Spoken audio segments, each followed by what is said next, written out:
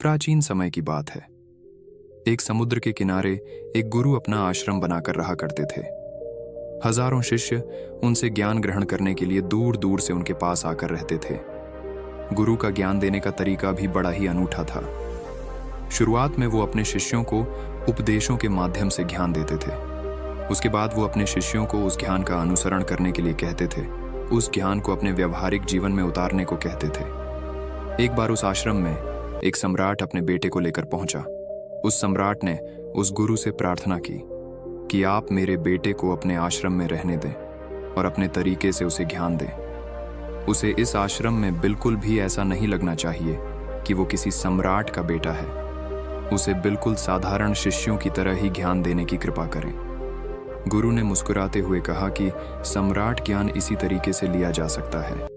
अगर तुम अपने आप को दूसरों से बड़ा समझोगे तो तुम ज्ञान ग्रहण नहीं कर पाओगे। अगर तुम्हें ज्ञान ग्रहण करना है तो तुम्हें दूसरों की तरह अपने आप को साधारण समझना होगा। यही ज्ञान ग्रहण करने की सबसे पहली सीढ़ी होती है। तुम निश्चिंत रहो, आज से तुम्हारे बेटे की जिम्मेदारी मेरे कंधों पर रही। ये कहकर गुरु सम्राट के बेटे को अपने साथ लेकर समुद्र के किनारे टहलने के लिए निकल गए। आश्रम के बाकी सभी बच्चे उस सम्राट को देख रहे थे। सम्राट अपने बेटे को अपने रथ पर बिठा कर लाया था, जिससे सभी बच्चे समझ गए थे कि ये लड़का सम्राट का बेटा है। इसी वजह से आश्रम के सभी बच्चे सम्राट के बेटे की तरह आकर्षित हो गए थे। जब गुरु सम्राट के बेटे को लेकर समुद्र पर टहल रहे थे तो सम्राट का बेटा अचानक फूट फूट कर रोने लगा, क्योंकि अभी वो सिर्फ 12 वर्ष का था और 12 वर्ष की आयु में उसके पिता उसे अपने से दूर छोड़कर चले गए थे। ये सदमा वो बच्चा सहन नहीं कर पा रहा था।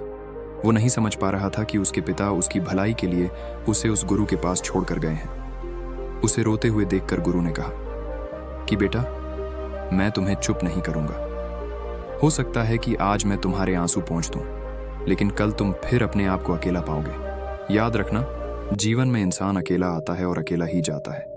जितनी जल्दी जो इंसान इस बात को समझ लेता है, वो उतनी जल्दी आत्मज्ञान के रास्ते पर निकल पड़ता है। गुरु ने अपनी बात आगे बढ़ाते हुए कहा कि जो इंसान अकेला रहना सीख लेता है वही खुद से प्यार कर पाता है, और जो खुद से प्यार करना जानता है वो किसी के भी जाने का अफसोस नहीं करता, क्योंकि वो खुद से ही प्यार करता है। धीरे तुम आश्रम के माहौल में ढल जाओगे। शुरुआत में तुम्हें समस्या आ सकती है, लेकिन कुछ दिनों के बाद तुम इसे आत्मसात कर लोगे। उसके बाद तुम्हें यही जगह बहुत अच्छी लगने लगेंगी। ये जगह तुम्हें अपनी महल जैसी लगने लगेंगी। संध्या हो चली थी। समुद्र के दूसरे छोर पर सूरज छिपने लगा था और अपनी लालिमा पूरे आसमान में बिखेर रहा था। बड़ा ही सुंदर दृश्य था और गुरु शिष्य को अपने साथ लेकर आश्रम में वापस लौट आए। उस शिष्य को भी थोड़ी सांत्वना मिली, क्योंकि गुरु की आंखों में एक अभूतपूर्व शांति झलक दिख रही थी। जब हम किसी एकांतवासी गुरु की आंखों में वो शांति देख लेते हैं तो हमारे हृदय से भी सारा भार हट जाता है, मन एकदम निर्मल हो जाता है। जब सम्राट का बेटा रात्रि का भोजन करने के लिए भोजन कक्ष में पहुंचा तो आसपास के सभी शिष्य उसके पास आने लगे। उन सभी को पता था कि ये सम्राट का बेटा है और अगर हम इससे दोस्ती कर लेते हैं तो उससे हमारा बहुत फायदा होने वाला है।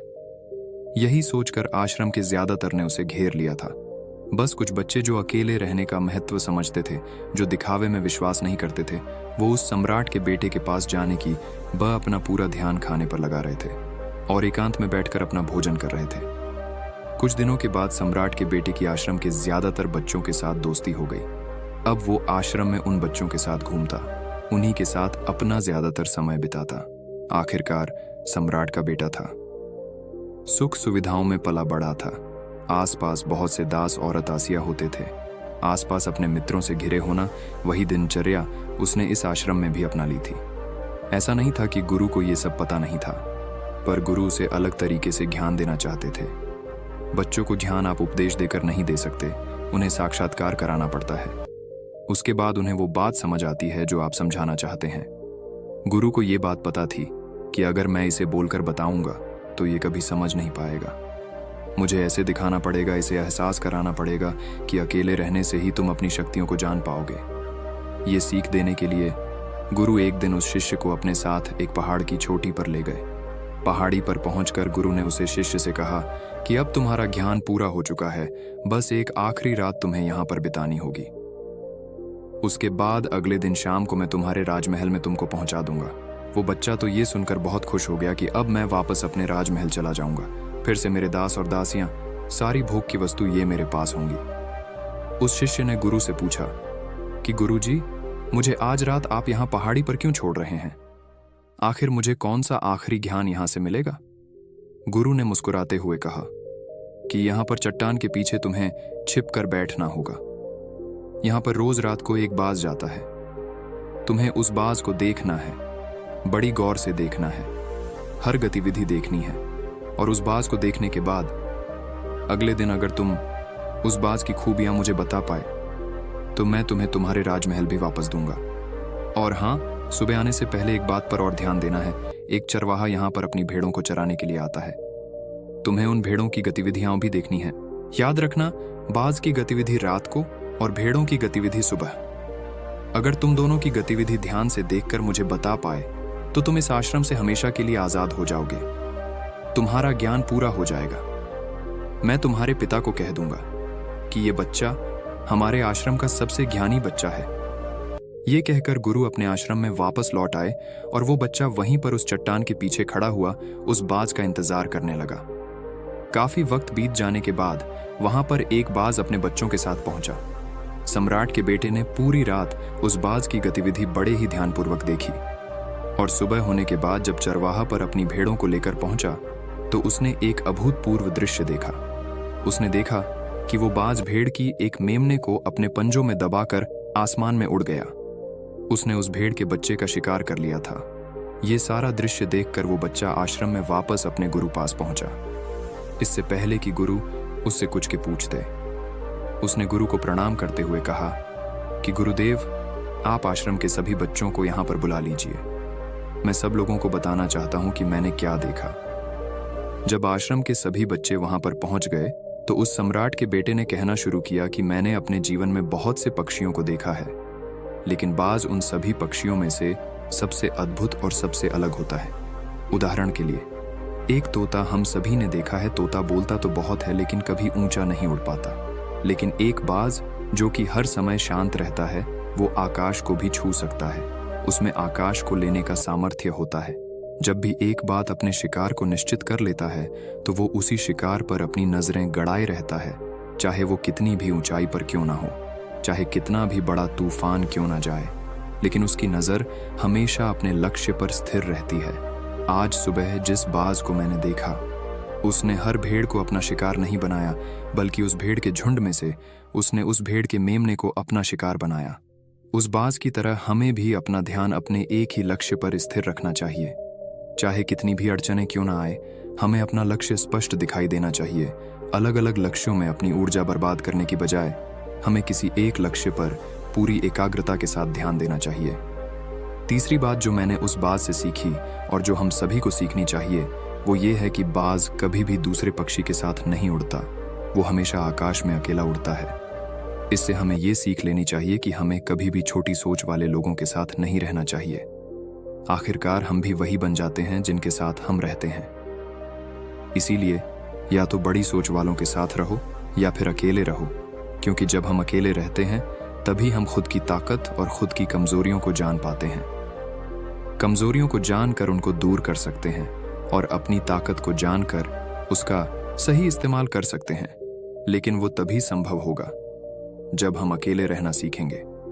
चौथी सीख जो हमें एक बाज से लेनी चाहिए कि एक बाज हमेशा अपनी सीमाओं से ऊपर उठकर उड़ता है। जब तूफान आता है तो हर एक पक्षी अपने घोंसले की तरफ भागता है, खुद को छुपाने की जगह ढूंढता है, लेकिन बाज ऐसा कुछ भी नहीं करता। वो खुद की सीमाओं को तोड़कर बादलों से भी ऊपर उड़ने का प्रयास करता है। हवाएं उसे थपेड़े मारती हैं, पंख उसके बाहरी हो जाते हैं, पानी और धूल की वजह से उसे कुछ दिखाई नहीं देता, लेकिन वो फिर भी आसमान की तरफ उड़ता रहता है और अंततः बादलों से भी ऊपर निकल जाता है और वहां तब तक उड़ता रहता है जब तक मौसम ठीक नहीं हो जाता। अपनी सीमाओं को सिर्फ इसलिए तोड़ पाता है क्योंकि वो समस्या के आने पर उससे घबराता नहीं है, उसे डरकर बचने का प्रयास नहीं करता, बल्कि एक सकारात्मक नजरिए के साथ उसका सामना करता है। जीवन में चाहे कितनी भी अड़चनें क्यों ना आए, हमें उन अड़चनों से लड़ना चाहिए, न कि उनसे डरकर। कहीं छुपकर बैठना चाहिए।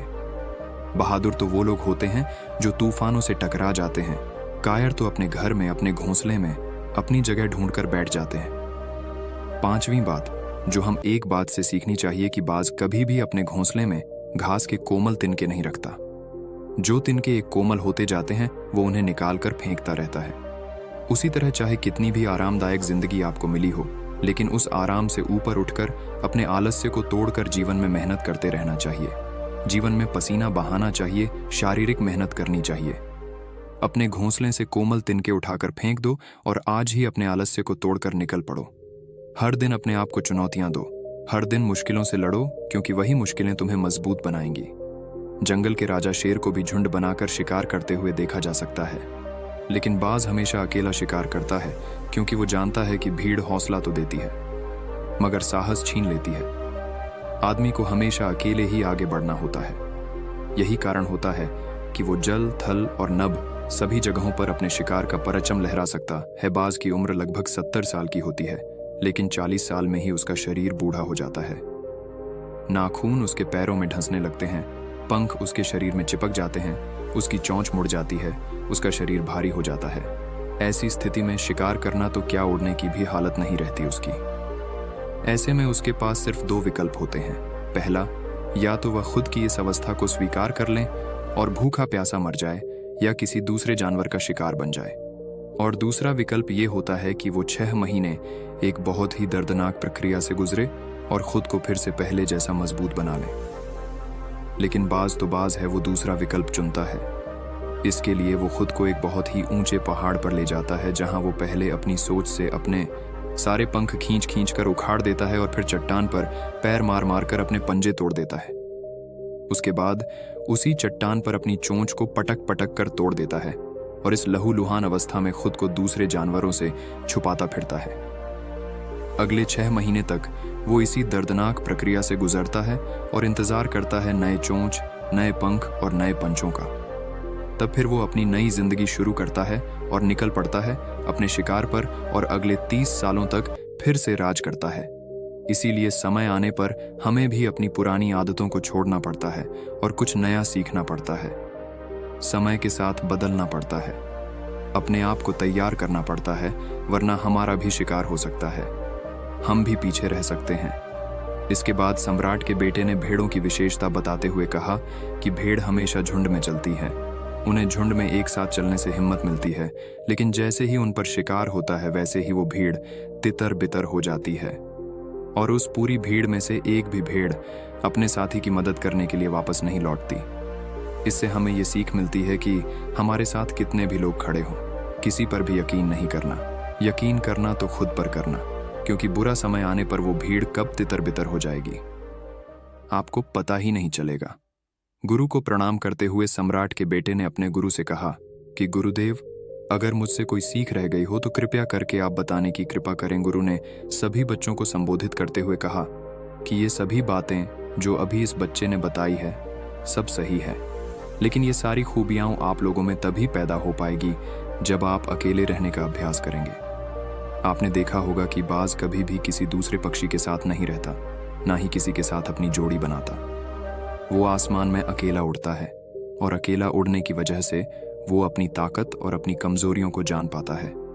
इसके बाद गुरु ने अपनी बात खत्म करते हुए कहा कि मैं आज रात इस सम्राट के बेटे को इसके राजमहल में छोड़ने के लिए जा रहा हूँ, क्योंकि इसकी सीख यहाँ पर पूरी हो गई है। और ये कहकर गुरु उस सम्राट के बेटे का हाथ पकड़कर राजमहल की तरफ रवाना हो गए और बाकी के सभी बच्चे उन्हें पीछे से जाते हुए देखते रहे। दोस्तों, कहानी कैसी लगाई कमेंट में जरूर बताएं। वीडियो में अंत तक बने रहने